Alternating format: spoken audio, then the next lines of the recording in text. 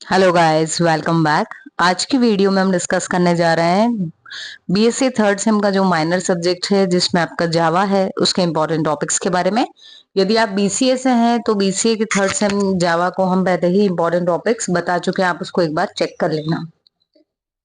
तो चलिए हम फटाफट से स्टार्ट करते हैं। तो हम पहली यूनिट में आ जाते हैं। यहाँ पर है आपके पास में ये जो ऑब्जेक्ट ओरिएंटेड पैराडिग्मा है, ये इंपॉर्टेंट है। देन बेनिफिट्स, उप्स के क्या बेनिफिट्स हैं। उसके बाद यदि हम आ जाएं इसी यूनिट में तो हम यहाँ पर देख सकते हैं जावा का सपोर्ट सिस्टम, जावा एनवायरनमेंट जिसमें आपको जेडीके वगैरह के बारे में बताना है, ठीक है। Then Java virtual machine, command line arguments, इतने टॉपिक्स तो आपको करना ही है इस यूनिट में। Then coming back to second unit, यहाँ पर यदि मैं बात करूं तो आपके जो इम्पोर्टेंट टॉपिक्स हैं वो हैं data types, then scope of variables, typecasting,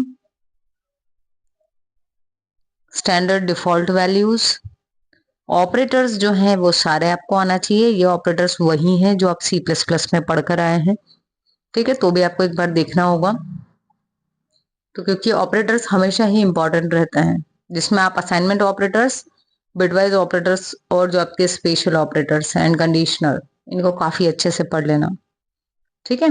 then जब हम आ जाए अपनी इसी यूनिट में अरिथमेटिक एक्सप्रेशन वाले टॉपिक में, तो यहाँ पर आपको प्रेसिडेंस पता होना चाहिए। हो सकता है ऑब्जेक्टिव में आपको कोई एक एक्सप्रेशन सॉल्व करने को दे दी जाए, अकॉर्डिंग टू प्रेसिडेंस उसको सॉल्व करना हो, ये भी पॉसिबल है, ठीक है।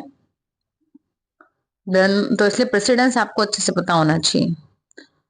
इसी यूनिट के डिसीजन मेकिंग में यदि हम बात करें तो आपको ऑब्वियसली सी प्लस प्लस पढ़ के आए हो तो ये आता ही होगा, और अगर नहीं आता है तो पढ़ लेना। If else, nested if else, switch case, जो क्वेश्चन वाला ऑपरेटर है, ठीक है, जो आपका टर्नरी में भी यूज होता है, और सारे लूप्स। जावा में कोडिंग बहुत अच्छे से करना आना चाहिए, ठीक है। अब हम आ जाते हैं अपने थर्ड यूनिट पर। तो थर्ड यूनिट में आपको आना चाहिए कम से कम एक जावा का प्रोग्राम बनाना जिसमें आपको क्लास और ऑब्जेक्ट बनाना है, ठीक है। तो यहाँ पर आपका जो एक प्रोग्राम बनेगा जिसमें क्लास और ऑब्जेक्ट बना लोगे तो वो आपके बहुत सारे टॉपिक्स को कवर कर देगा, ठीक है। तो यहाँ जो इम्पोर्टेंट है वो है आपका कंस्ट्रक्टर, उसके types, method overloading, static members, inheritance कितने टाइप के होते हैं, फाइनल और फाइनलाइज मेथड्स में जो फाइनल क्लास है उसमें फाइनलाइज मेथड क्या करती हैं, ठीक है। Then abstract method and classes और अरे, ठीक है। स्कैनर क्लास भी पढ़ना है आपको, इनपुट कैसे लेते हैं जावा में, ठीक है, स्कैनर के थ्रू। देन हम आ जाते हैं फोर्थ यूनिट में, जहां पर आपके पास पैकेजेस और इंटरफेस। इसमें आपको पैकेज क्रिएट करना आना चाहिए, बहुत इजी होता है, अगर सीखने बैठोगे तो काफी इजी गोइंग वे में है। देन और अगर नहीं आ रहा हो तो आप, अगर टाइम हो उसमें, तो आप हमको रिक्वेस्ट अगर करेंगे तो हम कुछ टॉपिक्स जो आप सजेस्ट करेंगे उस पर डेफिनेटली वीडियो बनाने की कोशिश करेंगे। हालांकि अभी टाइम मुझे भी मिल नहीं पा रहा है, बट डेफिनेटली हम कोशिश करेंगे कि हम वीडियो बनाए आपके लिए, ठीक है। तो इंटरफेस, देखो, एक तो पैकेज बनाना, एक इंटरफेस बनाना, उसको एक्सटेंड करना, ठीक है। छोटे छोटे से प्रोग्राम आएंगे इनके, वो आपको बनाना। अगर आपने बना दिए तो आपको एग्जाम में बहुत अच्छा स्कोर करने से कोई भी नहीं रोक सकता, क्योंकि जो टीचर्स होते हैं जो चेक करते हैं कॉपीज, वो आपको मार्क्स देना ही चाहते हैं, कोई नंबर काटना नहीं चाहता। बट अगर आप नहीं लिखते हो तो फिर नंबर कट जाते हैं, ठीक है। तो आप अच्छे से लिखिए। वैसे भी सीएस में बहुत ज्यादा भर भर के इंसान नहीं लिखता है, लेकिन जब वो कोड या सिंटैक्स लिख देता है, प्रॉपर रूल्स लिख देता है किसी चीज के, तो वो काफी इजी गोइंग और स्कोरिंग हो जाता है, ठीक है। तो आपका जो मल्टीपल इनहेरिटेंस है उसको कैसे इंटरफेस के थ्रू अचीव करेंगे, ये तीन चीजें तो आपको करना ही है। मतलब एक पैकेज, एक इंटरफेस डिफाइन करके उसको एक्सटेंड करना, दो, तीसरा मल्टीपल इनहेरिटेंस को अचीव करना, तीन टॉपिक।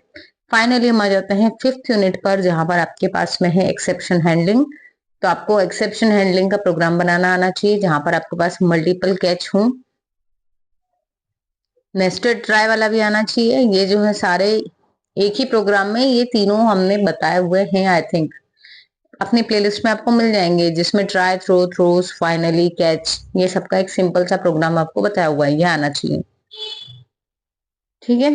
देन यदि हम बात करें तो यहाँ पर आपके पास में आ जाएगा कलेक्शन फ्रेमवर्क में। इनकी कम से कम थ्योरी तो आ ही जाए भैया, इतना तो कर ही लेना कि ये होता क्या है। ठीक है, तो इसको एक बार से पढ़ लेना, इनकी थ्योरी कलेक्शन फ्रेमवर्क की। ठीक है, सो आई होप यदि आप इतना कर लेंगे तो काफी कुछ अच्छा स्कोर आपका हो ही जाएगा। और यदि पेपर अच्छा जाए तो फिर से आके भी जरूर बताना कि हाँ पेपर अच्छा गया है। ठीक है, और बुरा सोचें क्योंकि अच्छा नहीं जाएगा, बी पॉजिटिव।